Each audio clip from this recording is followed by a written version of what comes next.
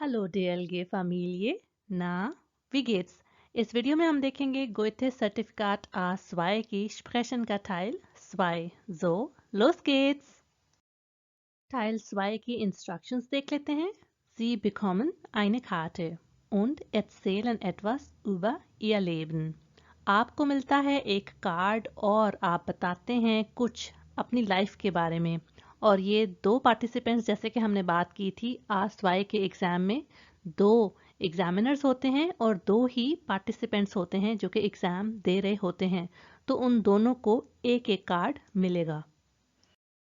इस तरह का कार्ड होता है जिसे देखकर आपको कुछ टाइम मिलता है ताकि आप सोच लें कि आपने इनमें से किन पॉइंट्स पर बोलना है और क्या सेंटेंसेस बनाने हैं. ऊपर आप देख सकते हैं Prüfungsteilnehmer आ लिखा है. ये फर्स्ट पार्टिसिपेंट का कार्ड है और ये लिया गया है गोथे इंस्टीट्यूट की वेबसाइट से, जिसका लिंक मैं डिस्क्रिप्शन बॉक्स में दे दूंगी. टॉपिक देख लेते हैं. Was machen Sie mit Ihrem Geld? आप क्या करते हैं अपने पैसों के साथ? Lebensmittel, Miete, Reisen, Sparen und Kleidung. ये देखने के लिए कि इस पाठ को आप किस तरह से अच्छी तरह सॉल्व कर सकते हैं और अच्छे सेंटेंसेस बना सकते हैं, हमें कुछ टिप्स देखनी पड़ेंगी. ज़रूरी नहीं कि आप इन चारों पॉइंट्स पर बात करें. आप इनमें से 2 या 3 पॉइंट्स खुद से चूज कर सकते हैं जिनके बारे में आपको श्योर है कि आप अच्छे अच्छे सेंटेंसेस बोल पाएंगे.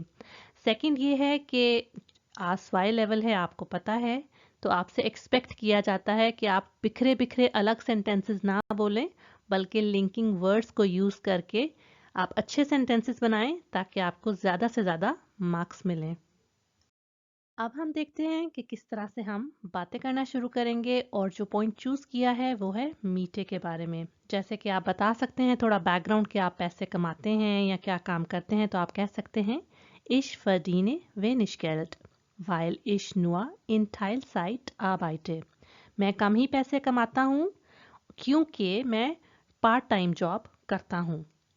Ich wohne noch bei meinen Eltern, deshalb muss ich nicht die Miete bezahlen. मैं अब तक अपने पेरेंट्स के यहाँ रहता हूँ, इस वजह से मुझे मीटे यानी कि किराया अदा नहीं करना पड़ता. आप नोट कर रहे होंगे ना कि एक बात से दूसरी बात आपने बनाने की कोशिश करनी है. और जैसे कि वर्ड्स जो मैंने यूज़ किए हैं, कनेक्टिंग वर्ड्स, वाइल हो गया, डेस्हाल्ब हो गया. मैं वीडियोस लिंक कर दूंगी. अगर आपको नहीं पता कि कनेक्टिंग वर्ड्स को किस तरह से आप सही यूज़ करते हैं तो आप वो वीडियोस चेक कर लीजिएगा. अब हम देखते हैं कि और किस पॉइंट पर हम बात करेंगे. अच्छा, अब मज़े की बात मैंने ये की है कि स्पागन और गाइजन इन दोनों को कंबाइन कर दिया है और कुछ इस तरह से सेंटेंसेस बनाए हैं. Ich spare Geld, im Ausland Urlaub zu machen. मैं सेव कर रहा हूँ पैसे ताकि फॉरेन कंट्री में वेकेशंस कर सकूँ, मना सकूँ. Ich würde sehr gern nach Italien reisen. I would like to travel to Italy. मुझे पसंद है जाना, मैं चाहूँगा जाना. Im April buche ich eine Rundreise durch Italien. अप्रैल में मैं बुक करूँगा एक राउंड ट्रिप इटालियन में, इटली में. ठीक है, इटालियन बोल गई मैं. अच्छा, ich freue mich schon. मैं बहुत ऑलरेडी खुश हूँ. अच्छा, आप नोट कर रहे होंगे कि आप कोशिश कीजिएगा कि जितने आपने पॉइंट्स चूज करने हैं ना, उन पे एटलीस्ट 2 से 3 लाइनें बोलें हर एक पॉइंट पर. और आप जब बोलकर चुप कर जाएंगे तो फिर आपसे एग्जामिनर जो बाकी पॉइंट्स होंगे उनसे रिलेटेड 1-2 सवाल कर सकता है. Prüfungsteilnehmerin B को ये कार्ड मिला है जिसमें लिखा है Was machen Sie oft am Wochenende? आप अक्सर वीकेंड में क्या करते हैं? Jemanden besuchen, wo, Sport, mit wem. आप देखते हैं कि इसको हम किस तरह से सॉल्व कर सकते हैं. सबसे पहले मैंने स्पॉट चूज़ किया है क्योंकि उसके बारे में बात करना काफ़ी आसान है. और अब तक आइंस में भी आपने काफ़ी सेंटेंसेस बनाए होंगे कि आप स्पोर्ट्स करना चाहते हैं, पसंद है आपको, करते हैं तो किसके साथ. तो अब इसकी एग्जांपल देखते हैं. Am Wochenende gehe ich oft im Park spazieren, weil ich frische Luft brauche. Weekend में अक्सर मैं पार्क में वॉक करने जाती हूँ क्योंकि मुझे फ्रेश हवा चाहिए होती है।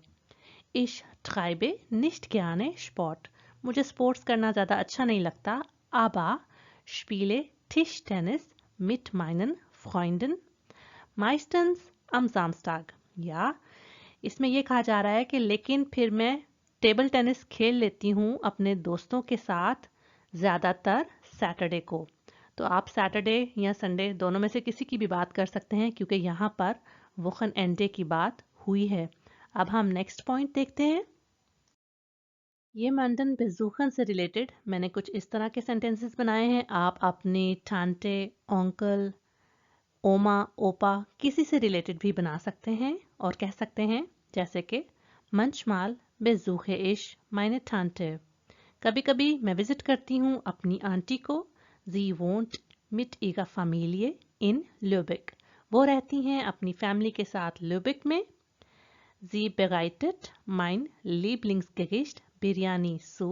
वो प्रिपेयर करती हैं मेरी favourite dish biryani. Dann essen wir zusammen. फिर हम इकट्ठे खाते हैं। आपने नोट किया है कि यहाँ पर जब मैंने इसकी बात की तो वो भी बता दिया। वो का मतलब है कहाँ। अगर आप विजिट किसी को करते हैं तो कहाँ, यहाँ पर मैंने ल्यूबिक मेंशन कर दिया। और इसी तरह जब मैंने स्पॉट के बारे में बताया था तो मिट वेम था कि किसके साथ, तो यहाँ मैंने बता दिया था कि फ्रॉइंडन के साथ। इसी तरह आप कभी कभी ऐसा भी होता है कि काफ़ी हद तक चीज़ें कवर कर लेते हैं और सारे पॉइंट्स पर बात हो जाती है। अब हम देखते हैं कि आगे हम किस तरह से इसको टैकल करेंगे और अगर आपसे क्वेश्चंस पूछेंगे एग्जामिनर्स तो वो किस तरह से पूछेंगे। ये मैंने नहीं बताना, ये आपने मुझे बताना है। आप वीडियो को रिवाइंड करके चेक कर सकते हैं कि क्या टॉपिक्स आए थे और खुद से फिर सपोज करें कि एग्जामिनर आपको उनसे रिलेटेड क्या क्वेश्चंस पूछ सकते हैं और ये भी कोशिश करें कि अगर आप आंसर्स देंगे तो किस तरह से देंगे। और जाते जाते एक बहुत इंपॉर्टेंट टिप कि जब एग्जामिनर्स आपसे क्वेश्चन करें तो आपने सिंपल या ओडा 9 में आंसर नहीं करना, बल्कि 1 से 2 सेंटेंसेस तब भी बोलने हैं। तब आपके चांसेस इंक्रीज हो जाएंगे ज़्यादा मार्क्स लेने के लिए। आप खुद से बनाकर क्वेश्चन आंसर्स मेरे साथ ज़रूर शेयर कीजिएगा कमेंट सेक्शन में, और डिस्क्रिप्शन बॉक्स में मिलेंगे आपको प्रैक्टिस मटेरियल्स। सिर्फ स्पीकिंग से रिलेटेड ही नहीं बल्कि एक पूरा का पूरा एक्स्ट्रा एग्जाम मिलेगा, उसकी ऑडियो लिंक भी मिलेगी, आपको प्रैक्टिस में मदद करेगी। और मैं विश करती हूँ आपको best of luck for your आस्वाई एग्जाम।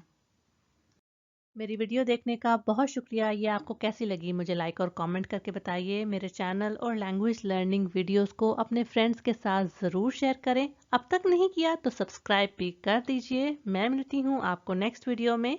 बिस्तान।